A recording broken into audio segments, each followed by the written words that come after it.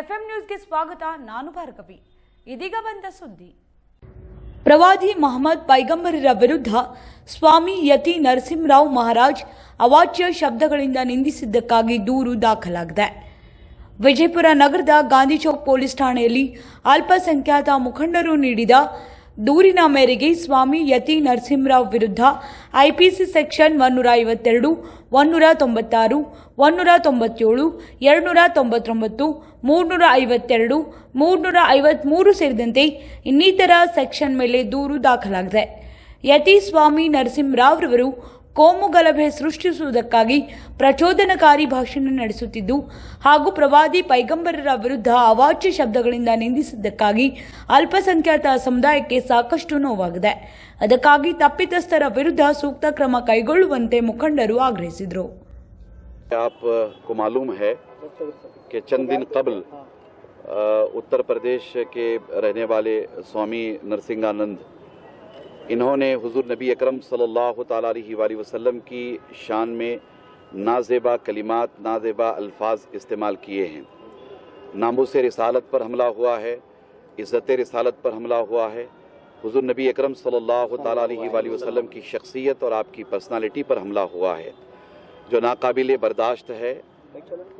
हम सब मुस्लिम मुत्तहदा council MMC की जानिब से, बीजापुर के तमाम मुसलमानों की जानिब से, बल्कि आज मेरे साथ हमारे बहुत सारे हिंदू भाई हैं, उनकी जानिब से इस गुस्ताखी की पुरजोर मजम्मत करते हैं. हमारा देश गंगा जमनी तहजीब का देश है. इस देश में रहने बसने वाले 150 करोड़ हिंदुस्तानी हमेशा से प्यार, मोहब्बत, अपनाइयत और भाईचारा से रहे हैं. हमारा देश कई मज़ाहिब के मानने वालों का देश है और हमारा देश, हमारा वतन, हमारा भारत पूरी दुनिया में सबसे अलग थलग इसलिए है कि हमारे देश में, हमारे भारत में सारे मज़ाहिब का एहतराम है, सारे मज़ाहिब का रिस्पेक्ट है, तमाम अदियान का, तमाम धर्म का रिस्पेक्ट है. मगर बहुत ही अफसोस के साथ ये कहना पड़ रहा है कि इधर कुछ सालों में मुसलसल बाज़ एंटी सोशल एलिमेंट्स की जानिब से, बाज़ फ़िरका परस्तों की जानिब से ऐसी बेतुकी किस्म के बयानात आ रहे हैं जिनकी वजह से मजहबी जज्बात मजरूह होते हैं, दिल टूट जाते हैं. ख़ास तौर पर एक मखसूस तबका अपने सियासी मफाद के लिए, अपने सियासी फ़ायदे के लिए हुज़ूर नबी अकरम सल्लल्लाहु ताला अलैहि वसल्लम की शान में गुस्ताखी और बेअदबी करता हुआ नज़र आ रहा है. अल्लाह ताला ने हुज़ूर नबी अकरम सल्लल्लाहु ताला अलैहि वसल्लम की शान और अज़मत को बड़ी बुलंदियाँ अता फरमाई हैं और रफ़अना लका ज़िक्रक की सनद अता फरमाई है. हुज़ूर अलैहिस्सलाम के मकाम और मर्तबे को जानना समझना हर किसी के बस की बात नहीं है. हमें मानते हैं कि हुज़ूर अलैहिस्सलाम की शान में गुस्ताखी, बेअदबी करने से हुज़ूर की शान और अज़मत में कोई कमी आने वाली नहीं है, मगर हुज़ूर अलैहिस्सलाम की शान में गुस्ताखी, बेअदबी नाकाबिले बर्दाश्त है. मैंने जैसे कि अभी आपसे कहा कि नाकाबिले बर्दाश्त है और नाकाबिले मुआफ़ी है. स्वामी नरसिंहानंद ने जो गुस्ताखी और बेअदबी की है, हम हुकूमत से मुतालबा करते हैं कि आप फौरी तौर पर स्वामी नरसिंहानंद को गिरफ़्तार करें, जैसा कि आज हमने कंप्लेंट यहाँ पर दी है और इंशाअल्लाह थोड़ी देर में FIR भी रजिस्टर्ड हो जाएगी. और हम मुतालबा करेंगे हुकूमत कर्नाटका से भी और हुकूमत हिंदुस्तान से भी कि फौरी तौर पर स्वामी नरसिंहानंद को गिरफ़्तार किया जाए और सख्त से सख्त सज़ा दी जाए. और हम इस बात का मुतालबा करते चले आ रहे हैं कि हमारे देश में एक कानून बनना चाहिए. एक हेट स्पीच के हवाले से जो नफ़रत फैलाने वाले हैं और समाज में इंतशार फैलाने वाले हैं, समाज में मुनाफरत फैलाने वाले हैं, ऐसों के लिए कानून बनना चाहिए. किसी को ये हक नहीं होना चाहिए कि वो किसी मजहबी रहनुमा की शान में गुस्ताखी बेअदबी करे, खा वो हिंदू हो, खा मुसलमान हो, खा सिख हो, खा ईसाई हो. किसी भी मजहबी रहनुमा की शान में गुस्ताखी बेअदबी नहीं करना चाहिए. हम इस बात का भी मुतालबा करते हैं कि ये कानून हमारे देश में जल्द से जल्द बने, इसलिए कि हमारा देश बहुत महान देश है, बहुत अजीम देश है. हमारा देश एक संविधान के साथ चलता है, एक कॉन्स्टिट्यूशन के साथ चलता है जिसे बाबा साहेब अम्बेडकर ने बनाया है. हम हमारे देश के संविधान पर नाज करते हैं, फ़ख्र करते हैं कि आपने एक बहुत ही मजबूत संविधान बनाया है. उस संविधान की रोशनी में हम मुतालबा करते हैं कि फौरी तौर पर स्वामी नरसिंहानंद को गिरफ्तार किया जाए और उसे सख्त से सख्त सजा दी जाए और आने वाले दिनों में इस तरह की कोई गुस्ताखी बेअदबी न करे, इसके लिए सख्त इकदाम किया जाए। और मैं ख़ास तौर पर अपने नौजवानों से भी गुजारिश करना चाहूँगा कि हम कानून के दायरे में रहकर जो कुछ कर सकते हैं हम करने की कोशिश में लगे हुए हैं। इंशाअल्लाह ताला हमें उसमें कामयाबी मिलेगी। हम किसी तरह का कोई ऐसा काम नहीं करेंगे जो कानून के दायरे से बाहर जा करके हो। हम कानून के दायरे में रहकर इंशाअल्लाह जो भी कार्रवाई हमसे हो सकती है हम करेंगे। आज मुस्लिम मुत्तहदा काउंसिल की जानिब से और बीजापुर के तमाम मुसलमानों की जानिब से यहाँ गांधी चौक पुलिस स्टेशन में कंप्लेंट दी गई है। एफआईआर होने जा रहा है और मुझे उम्मीद है एफआईआर हो गया है, एफआईआर भी हो गया है और मुझे उम्मीद है कि इस पाखंडी और इस गुस्ताखे रसूल और इस मजहबी मुनाफरत को फैलाने वाले स्वामी नरसिंहानंद को जल्द से जल्द गिरफ्तार किया जाएगा और उसे उसके कैफरे किरदार तक पहुंचाया जाएगा। मुझे उम्मीद है इंशाअल्लाह ताला। और मैं अपने देश के कानून पर पूरा भरोसा रखता हूं, मैं अपने देश के संविधान पर पूरा भरोसा रखता हूं। मैं ही नहीं बल्कि हर हिंदुस्तानी भरोसा रखता है। मुझे उम्मीद है कि आने वाले दिनों में बड़े पैमाने पर कार्रवाई होगी। सर, ये पहली बार नहीं है कि इस्लाम और मुसलमानों पर अभद्र टिप्पणी की जा रही है। ये ऐसा बार बार होता आ रहा है, लेकिन ये क्या एक सोची समझी साजिश है? देखिए, इसके पीछे तो सबसे पहले ये कि यहूद व नसारा है और दूसरी बात ये कि जैसा कि मैंने कहा कि बहुत सारे लोग अपने पॉलिटिकल बेनिफिट के लिए, सियासी फायदे के लिए इस तरह की हरकतें करते रहते हैं। मगर हमारा देश, जैसा कि मैंने कहा कि गंगा जमनी तहजीब का देश है, इस तरह की हरकतें हमारे देश में ज़्यादा दिन चलने वाली नहीं है, इसलिए कि हम सब यहाँ बड़े प्यार मोहब्बत से रहते चले आ रहे हैं।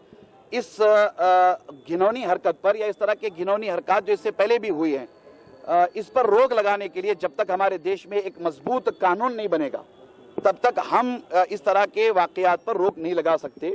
ये सिलसिला चल रहा है, मगर बहुत ही अफसोस का मकाम है, इससे हमारे देश की छवि बिगड़ रही है।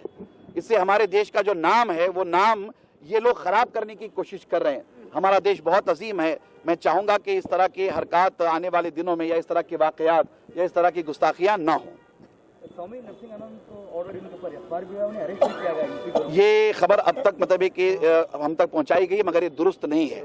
हम बराबर जिम्मेदारों के साथ राब्ते में, ये खबर बिल्कुल झूठ है, बिल्कुल गलत है।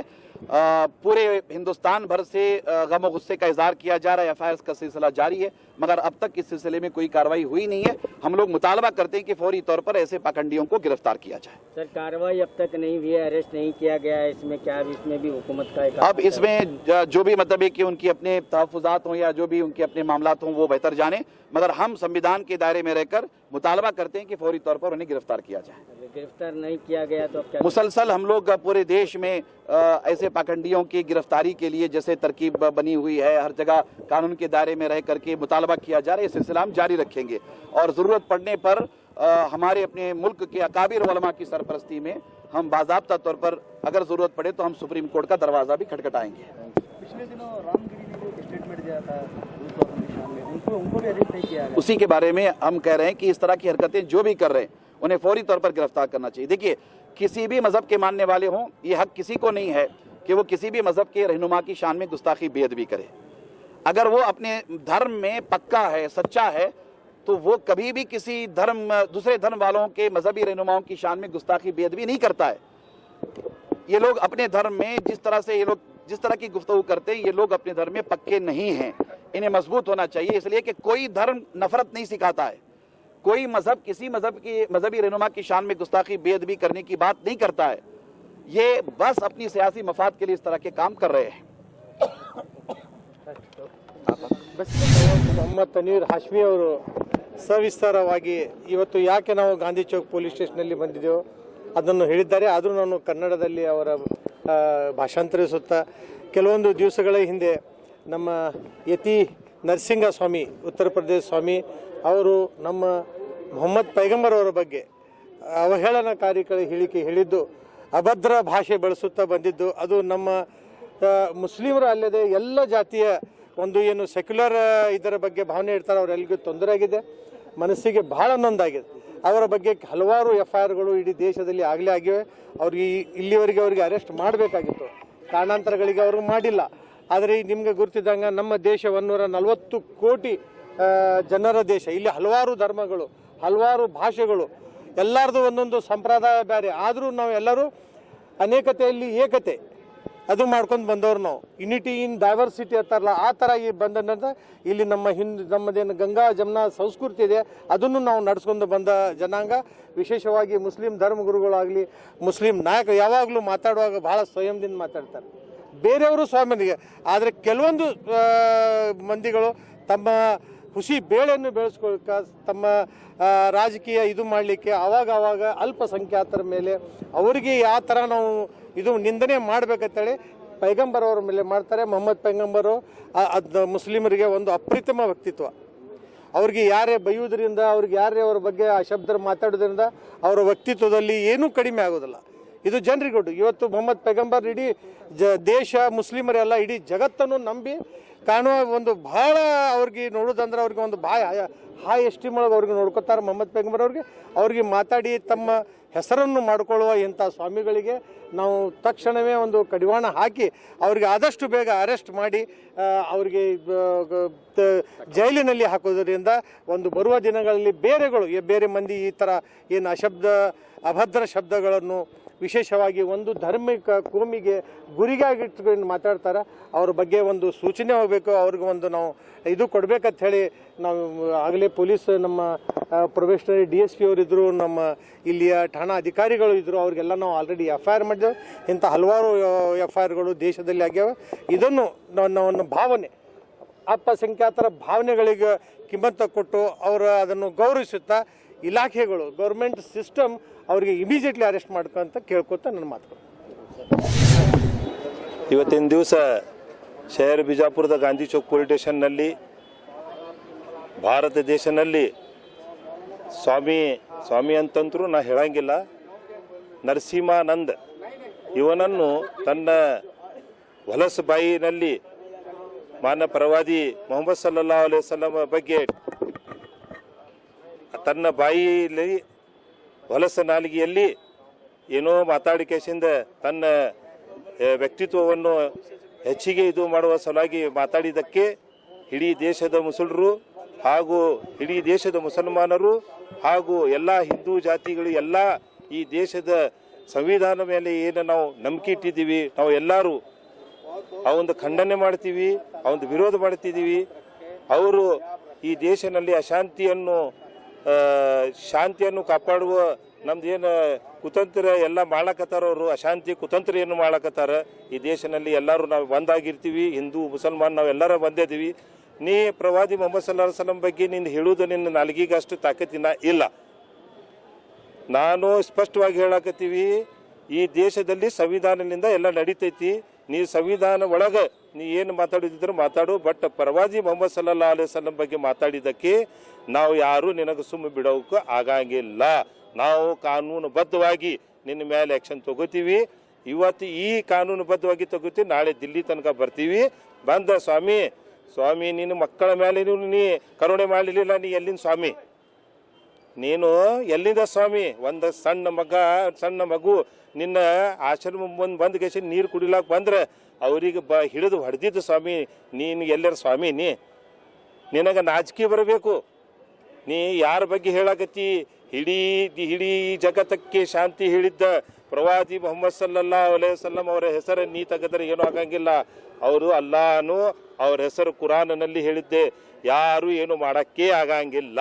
ನೀ ಎಷ್ಟು ಹೊಯ್ಕೊಂಡ್ರು ಏನು, ನೀ ಎಷ್ಟು ಮಾಡ್ಕೊಂಡ್ರು ಏನು, ನಿಂದ ಸಲುವಾಗಿ ನೀ ಮಾಡ್ಲಕತ್ತಿ. ನೀ ಸತ್ತ ಮೇಲೆ ನಿನಗೆ ಗೊತ್ತಾಗ್ತೈತಿ ಪ್ರವಾದಿ ಮೊಹಮ್ಮದ್ ಸಲ್ಲಲ್ಲಾಹು ಅಲೈಹಿ ವಸಲ್ಲಂ ಬಗ್ಗೆ ನಾನು ಹೇಳಿದ್ದು ಭಾಳ ದೊಡ್ಡ ತಪ್ಪ ಮಾಡಿದ್ದೀನಿ ಅಂತ ಹೇಳಿ ಕೆಸಿಂದ ಅವಾಗಿದ್ದು. ಯೋಗಿ ಆದಿತ್ಯನಾಥ್ ಅವನು ಯಾಕೆ ಬುಲ್ಡೇಜರ್ ತೊಗೊಂಡು ಬರ್ಲಾಕತ್ತಿಲ್ಲ? ಯಾಕೆ ಬುಲ್ಡೇಜರ್ ಹಚ್ಚಲಾಕತ್ತಿಲ್ಪ ಯೋಗಿ? ಮುಸಲ್ಮಾನ್ರಿಗೆ ಅಷ್ಟೇ ನೀ ಬುಲ್ಡೇಜರ್ ತೊಗೊಂಡು ಹೋಗ್ತಿ. ನಮ್ಮ ಧರ್ಮಗುರುಗಳಿಗೆ ಬೈದಿದ್ದಕ್ಕೆ ನಿನಗೇನು ಬುಲ್ಡೇಜರ್ ಇಲ್ಲ. ಎಲ್ಲೇ ಹೋಯ್ತದು ಬುಲ್ಡೇಜರ್? ನಿನ್ನ ಇದ್ರಾಗ ನಿಂದ ರಾಜ್ಯನಾಗ ಯಾವುದು ಮುಸಲ್ಮಾನ ಆಗಲಿ ಅಲ್ಪಸಂಖ್ಯಾತರಾಗಲಿ ಯಾರು ಸೇಫ್ ಇಲ್ಲ. ನೀವೊಬ್ಬ ರಾಜಕಾರಣಿ ಅಲ್ಲ, ನೀವೊಬ್ಬ ದ್ವೇಷ ಇಟ್ಕೊಂಡು ರಾಜಕಾರಣಿ ಮಾಡುವಂಥ ಒಬ್ಬ ದ್ವೇಷ ಇಟ್ಕೊಂಡು ಇದು CM ಆಗಿದ್ದ ಯೋಗಿ ಆದಿತ್ಯನಾಥ್. ನಾ ಇಷ್ಟು ಹೇಳಿ ಇವತ್ತು ಈ ದೇಶದಲ್ಲಿ ನೀ ಏನು ಬೇಕಾದ್ರೂ ಮಾಡ್ರಿ, ಈ ದೇಶದಲ್ಲಿ ನಾವು ಹಿಂದೂ ಮುಸಲ್ಮಾನರು ಯಾವತ್ತೂ ಬೇರೆ ಆಗಂಗಿಲ್ಲ. ಅದು ಯಾರು ಮಾಡಿದರೆ ಅದು ಸಾಧ್ಯನೂ ಇಲ್ಲ.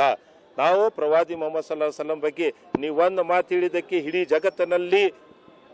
ಜಗತ್ತಿನಲ್ಲಿ ಪ್ರವಾದಿ ಮೊಹಮ್ಮದ್ ಸಲ್ಲಲ್ಲಾಹು ಅಲೈಹಿ ವಸಲ್ಲಂ ಬಗ್ಗೆ ಯಾರು ಯಾರು ಏನು ಒಂದು ನಯಾ ಪೈಸೆ ಯಾರು ಅವ್ರ ಬಗ್ಗೆ ಹೇಳಂಗಿಲ್ಲ. ನಿನ್ನ ಮಾತಿಗೆ ನಿನ್ನ ಬಾಯಿಗೆ ನೀನು ಚಾವಿ ಹಾಕೊಂಡು ಇಡ್ತಿ. ಇವತ್ತಿಲ್ಲ ಅದು ನಾಳೆ ಈ ಸರ್ಕಾರದ ಮೇಲೆ ಆ ಅಲ್ಲಾ ಅದಾನ್ ನಿನಗೆಲ್ಲ ಬರಬ್ಬರ್ ಮಾಡ್ತಾನೆ.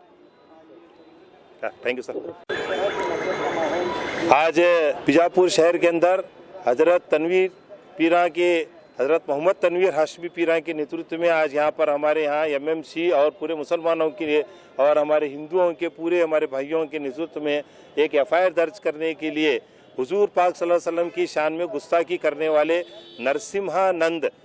नरसिम्हानंद के खिलाफ एफआईआर करने के लिए यहाँ पर जमा हुए हैं। मैं उसे स्वामी वगैरह कहूँगा नहीं, वो एक पाखंडी है, वो इस देश का देशद्रोही इंसान है। उसे पाकिस्तान ने तो अफगानिस्तान में ले जाकर छोड़ को आना, हमारे देश में अंगार लगने का कोई भी मौका उसे नहीं देना, अंगार लगाने का उसे मौका नहीं देना। पूरे देश के और हमारे देश के प्रधानमंत्री, गृह मंत्री और रक्षा मंत्री से मैं अनुरोध करता हूँ कि उनको पहले देश बाहर कर को पाकिस्तान में ले जाकर उनको सटकवाना, अंगार लगाने का और ऐसा आतंकवादी काम करने का काम ये सिर्फ पाकिस्तान अफगानिस्तान में होता है, यहाँ नहीं होता। हिंदुस्तान के अंदर कोई भी ऐसा नहीं है। इसके अंदर यति नरसिम्हानंद का जो ये है, यति नरसिम्हानंद की जो जगह है वो इस देश में नहीं है, कहीं दूसरे आतंकवादी देशों के अंदर उसकी जगह है, उसे वहीं पर पहुंचाना चाहिए। और यति नरसिम्हानंद को मैं ये बोलना चाहता हूँ, तेरे सर के करोड़ों लोग भी अगर मोहम्मद सल्लल्लाहु अलैहि वसल्लम की शान में गुस्ताखी करेंगे तो उनका कुछ भी नहीं बिगड़ेगा, ये पहले आप समझ लो।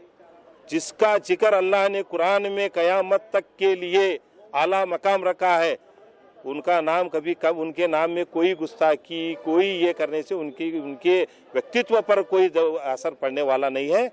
हाँ, यति नरसिम्हानंद तुमको ये बात आज गौर करके सुनना चाहिए। अगर तुम नहीं सुने तो आगे वाले दिन जो होगा वो देखा जाएगा। आज किसी दूसरे देश में चल रहा है, वो यहाँ भी चलेगा तो वो कोई नहीं रोक सकता। तुम आग लगाने का काम कर रहे हैं, तुम्हें ये देश को क्या है बर्बाद करने का काम कर रहे हैं। ये देश को बर्बाद करने का काम छोड़ना। वहाँ की जो हमारी जो सरकार है, जो उनकी हाथ की कई गंभी बन को है, जो योगी आदित्यनाथ है उसकी बुलडोजर कहाँ गई, उसके एनकाउंटर स्पेशलिस्ट जो चप्पल के ऊपर फिरता है ना कहाँ गए उन्होंने। एक जात को देख को गोली मारने वाले और एक जात को देख को बुलडोजर चलाने वाले ऑफिसर्स कहाँ गए। तो मैं योगी आदित्यनाथ के इस दो नियत रवैये को ये राज्य आएगा और ये राज्य चला भी जाएगा। योगी आदित्यनाथ साहब आप सोच लीजिए कि ये 5 साल का पीरियड है, 5 साल के बाद में कोई भी यहाँ पर सीएम नहीं रहता, कोई भी पीएम नहीं रहता। हर 5 साल के बाद कोई दूसरा पीएम होगा, कोई दूसरा सीएम होगा। आपका भी वक्त आएगा और आपने ये जो गुस्ताखी रसूल को छोड़ कर रखा है, आपके साथ भी अल्लाह ताला इसका इंसाफ करेगा। Thank you.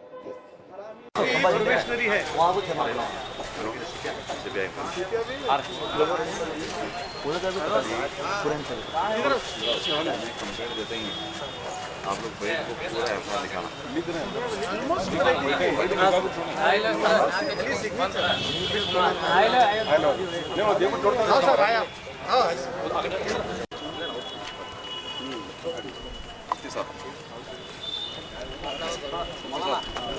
जरा थोड़ा पीछे, थोड़ा पीछे, थोड़ा वाइड हो साहब, थोड़ा पीछे। वो साहब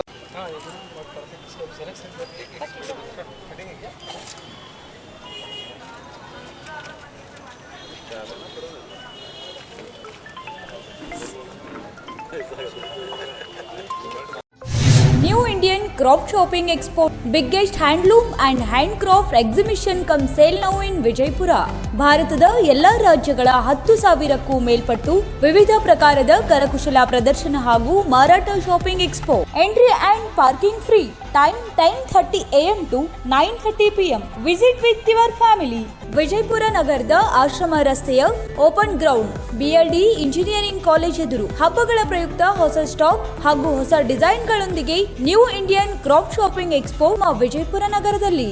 ದೆಹಲಿ ಗುಜರಾತ್, ರಾಜಸ್ಥಾನ್, ಮಹಾರಾಷ್ಟ್ರ, ಆಂಧ್ರ ಪ್ರದೇಶ್, ಜಮ್ಮು ಕಾಶ್ಮೀರ್, ಉತ್ತರ ಪ್ರದೇಶ್, ಹರಿಯಾಣ, ಪಶ್ಚಿಮ ಬಂಗಾಲ್, ಪಂಜಾಬ್, ಬಿಹಾರ್, ತಮಿಳುನಾಡು, ಕರ್ನಾಟಕ ಈ ಎಲ್ಲ ರಾಜ್ಯದ ಕುಶಲಕರ್ಮಿಗಳು ಸೇರಿರುವುದು ನಿಮ್ಮ ವಿಜಯಪುರ ನಗರದಲ್ಲಿ. ಹರಿಯಾಣ ವಸ್ತುಗಳಾದ handloom bedsheet cover, bedsheet, sofa cover, pillow cover, export bag, cushion cover, ನಮ್ಮಲ್ಲಿ ಎಲ್ಲ ತರಹದ ಹೊಸ ಡಿಸೈನ್ಗಳು ಲಭ್ಯವಿರುತ್ತವೆ.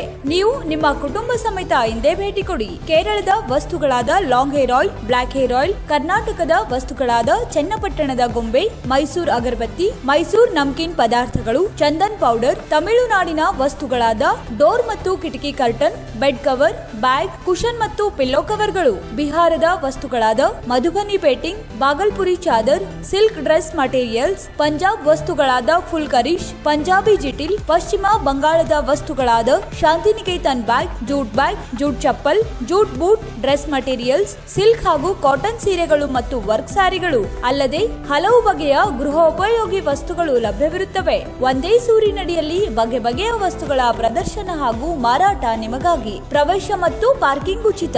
ನಮ್ಮಲ್ಲಿ ಎಲ್ಲ ತರಹದ ಡೆಬಿಟ್ ಮತ್ತು ಕ್ರೆಡಿಟ್ ಕಾರ್ಡ್ಗಳನ್ನು ಸ್ವೀಕರಿಸಲಾಗುವುದು. ನೀವು ನಿಮ್ಮ ಕುಟುಂಬದೊಂದಿಗೆ ಹಿಂದೆ ಭೇಟಿ ನೀಡಿ. ಸ್ಥಳ new Indian craft export, open ground, BLD engineering college ಎದುರು, ಆಶ್ರಮ ರಸ್ತೆ, ವಿಜಯಪುರ. ಸಮಯ ಬೆಳಿಗ್ಗೆ 10 ಗಂಟೆಯಿಂದ ರಾತ್ರಿ 9 ಗಂಟೆಯವರೆಗೆ.